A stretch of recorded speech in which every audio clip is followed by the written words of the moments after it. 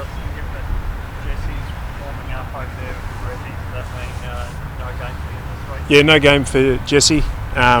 Feel like the balance of our forward line is going well at the moment, and feel like probably his form is not quite where it needs to be. So he's got a few areas that he needs to improve on. Hopefully we see that today. How's his progress going as a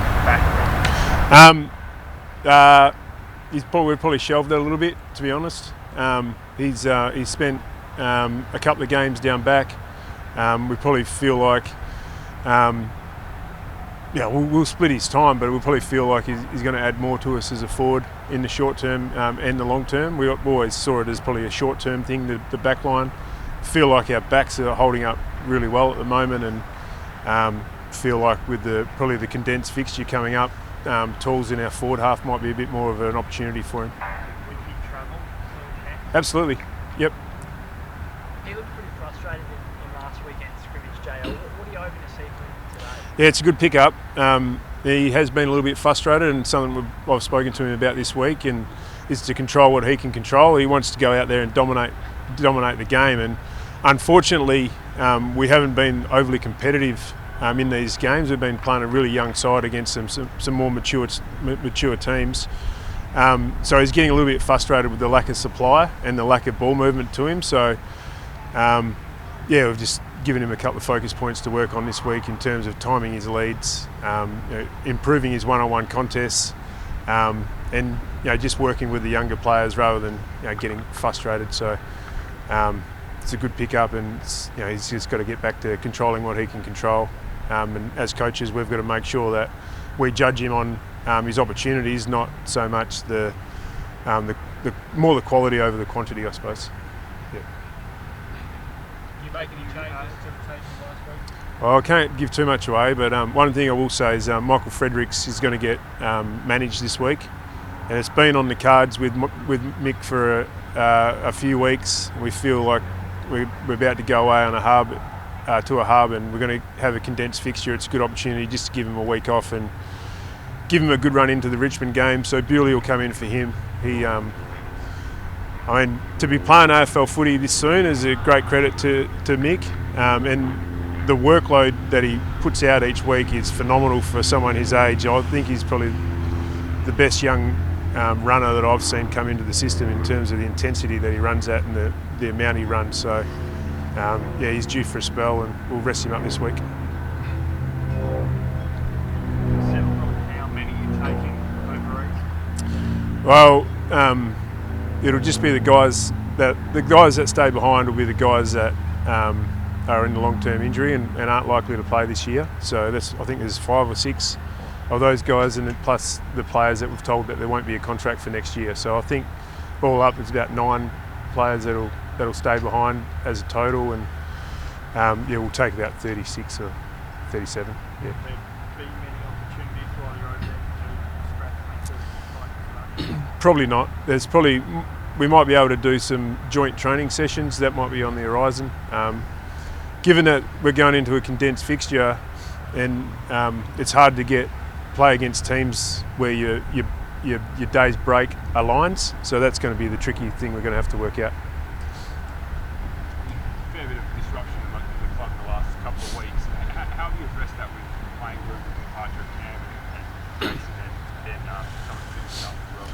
Yeah, well, just spoken about it with the players, spoken about the vulnerabilities and the distractions that can possibly cause, and then just really tried to reinforce how important mental preparation is, so that we can embed our own game plans and our own roles. So we've focused heavily on that as a playing group, probably broken it down a little bit more and got them to demonstrate and a few of those sorts of things this week to make sure that we're really focused on GWS first and foremost, and we worry about Richmond and all those other distractions later. How has your role changed? Have you picked up much more responsibility now? And what does that make for your first year as coach? Yeah, I got back on the tools a little bit more. Had to take some training drills the other day. Took the backline meeting today. But I've been really impressed with the coaches across the board that have been able to step up and pick up the slack. It's not an ideal situation, but we're all just got to pick up some of the slack and spread the load, I suppose, and me taking on a little bit more as a part of that.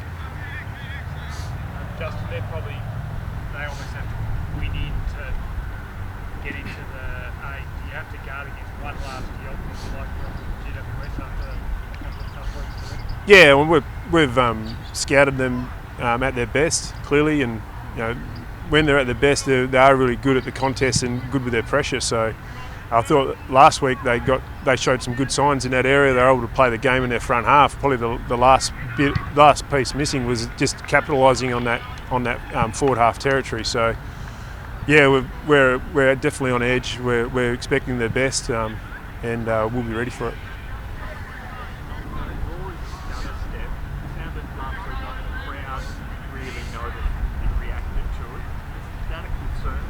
Yeah, it is a little bit of a concern, and it's a bit of a concern because his teammates noticed it as well, and he's becoming a bit conscious of it. The one thing I will say is Rory's working on it really hard during the week, and at training the stutter's not there, so there's something in games which then probably the pressure is just forcing him to stutter again.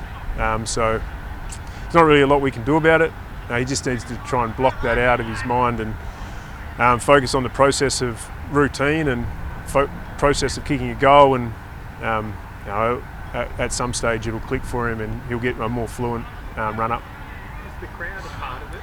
Could this potentially disappear when you go over Easter and you don't have to No, I'm not sure. I'll have to ask him about that. I think it's probably more. It's been there all year, even without the crowd, so it might enhance it, but it's not the sole factor in it.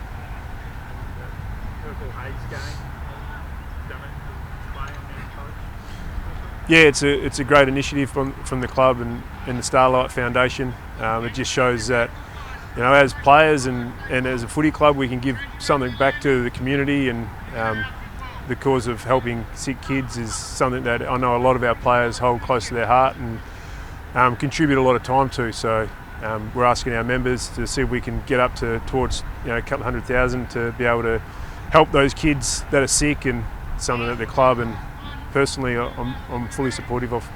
Normally you've been doing the hospital visits, you can't at the moment. Is there anything different organised around that? I know our player ambassadors have been really involved behind the scenes. It makes it a little bit more difficult when you can't go in person, but I know that they get great enjoyment out of helping in such a little way, but helping in some way. So I know they've done a lot behind the scenes, but it is a bit of a tricky situation and a tricky year for that type of thing. So I know Rosie's done a good job behind the scenes to do as much as we can do in these tricky circumstances.